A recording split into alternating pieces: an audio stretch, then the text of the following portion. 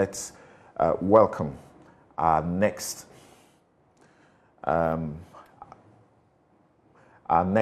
guest, Dr. TwumasiBaffour. Thank you so very much, Doc, for making time to join us. She's Senior Lecturer, Department of Economics, University of Ghana. We're looking at the economy.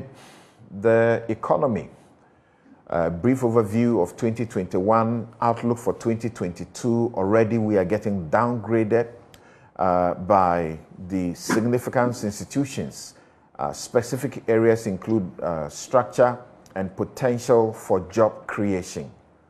What will be your statement? Thank you very much, Samson. Good morning, and good morning to your cherished listeners. And a happy new year to all. Thank you. This morning, my perception from the statement I'll make will mainly focus on jobs and our industrialization agenda, basically.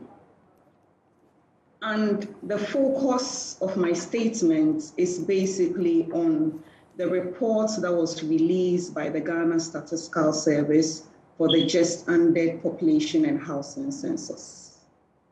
So just before Christmas, we saw that the Ghana Statistical Service released one of its reports, and the section on the labor market is quite telling of the need for us to take a critical look at employment generation challenges we have faced as a country.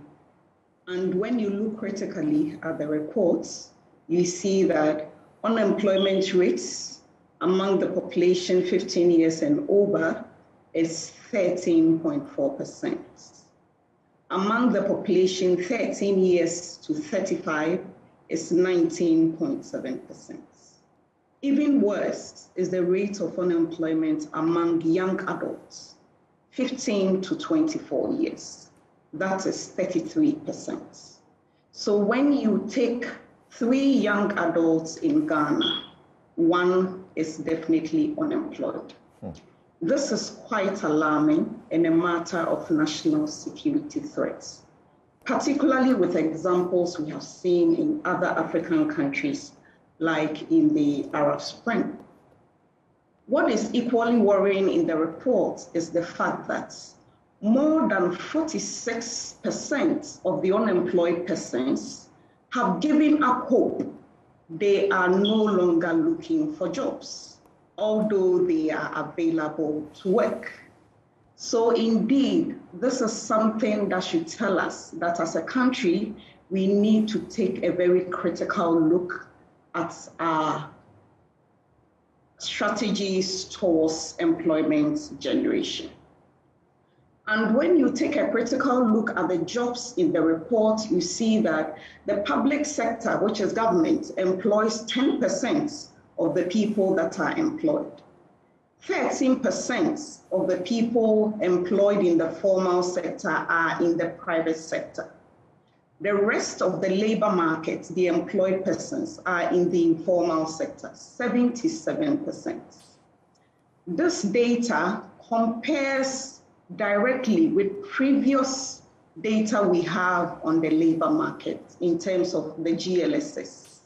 But when you look at the unemployment data, it is quite a staggering departure from what we find in the GLSS, earlier versions of the data.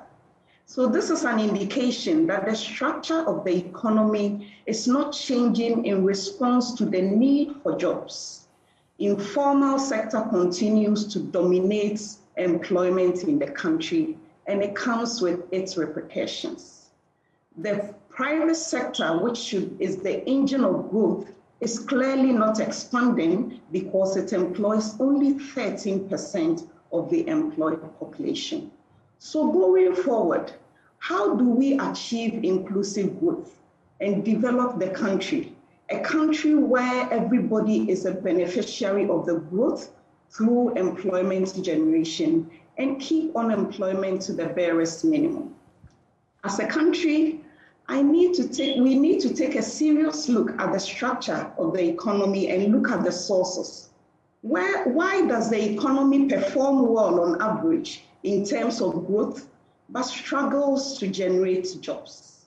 Perhaps it is time for us to pause and assess our industrialization strategy over time. Why does it appear not to be having meaningful impact on employment in the country? When you look at the IMF recently released reports on prospects of the African economy, the IMF projects that Ghana will grow at 5.3%, slightly below what government projects at 5.8%. This projection based on the IMF is on the back of expected rise in commodity prices.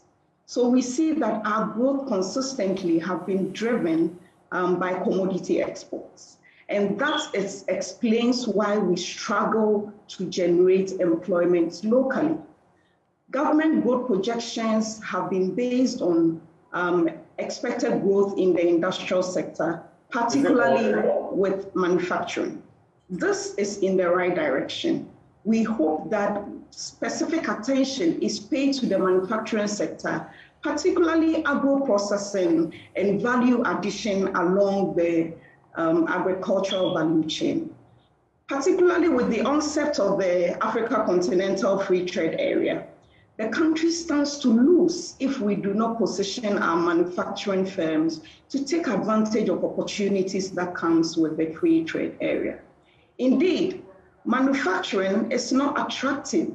And when you speak to business people, it is more attractive to buy and sell in Ghana than to enter into manufacturing. Most of the challenges in the sector are quite daunting. They talk about infrastructure, access to credit, cost of energy. The whole business environment with regulation is not friendly for manufacturing activity. And that is why most people would rather go outside, produce goods and with local names and bring them onto the market to sell. We don't have to look far for examples. You can talk of tomato paste, rice, and all the others that have local names. They are produced externally. And those are jobs that we are creating for other people and not for ourselves. For manufacturing to thrive, the country and for the country to attract foreign direct investment into the sector, we need a stable macroeconomic environment. And with stable macroeconomic environment, we are talking about the interest rates, which is the cost of capital. That is something that we need to take a look at. For some reason, interest rates struggle to come down, although consistently you find that prime rates, which should be an indicator, are consistently reviewed downwards. They don't reflect in the market rates. A stable currency is a requirement in our industrialization drive, and we also need to keep inflation under control. So on macroeconomic fundamentals that are critical for growth of manufacturing and our industrialization drive, first of all, we need to also look at our sustainable debt levels. We need to keep our borrowing in check so that government is not forced to go to borrow in the private sector, to go and crowd out the private sector. And also, even if we borrow outside, it has significant implications on our exchange rate. So the bottom line really is for government to keep its budget in check. Keep its budget in check in terms of revenue and expenditure. On revenue mobilization, a lot needs to be done because we are currently underperforming as a country. We are currently looking at a tax to GDP ratio of between 15 and 17%. The ideal situation is something close to 25%. So the question is, how are we equipping GRA to take advantage of opportunities, technology, to tax people and bring people consistently into the tax net? That is something we need to take a critical look at. On the expenditure side, prudent management of the public purse is required. Good value for money in government projects and programs is critical. And indeed, on the expenditure side, the caveat is a saved expenditure is equivalent to a revenue earned. So government ought to show leadership in that regard. The current debt to GDP ratio is something that we need to pause and take a critical look at. You see attempts in the 2022 budget to reverse back to pre-COVID levels and get back to the fiscal responsibility at level of 5% to GDP fiscal deficit. And that is something we look up to. Okay. So in concluding, I'd like to say that we need to pause and take a critical look at our industrialization strategy in this country. How is the agricultural sector, which is supposed to be the bedrock of our industrialization drive, performing? Can we achieve the desired industrial landscape based on the current dominance of smallholder farming and lack of irrigation and commercialization in the agricultural sector? These are issues we need to take a critical look as a country if we are serious about job creation and industrialization as we go and produce development for us and our citizens. Thank you. Thank you very much. I have just one follow-up, and this is frightening. You speak to the data, and that 1 out of 3 young adults in Ghana, and I suspect this may be graduates inclusive or primarily, is unemployed, and that this is a security threat. Right. What have we done wrong? When you and I entered University of Ghana in the 1999-2000 year, most of us were looking forward to finish and get into white-collar jobs, get employed. At that time, we heard the talk about entrepreneurship. People must get their own jobs and so on and so forth. Today, we are still talking the same thing. And students get to the university and they are also still looking to being employed.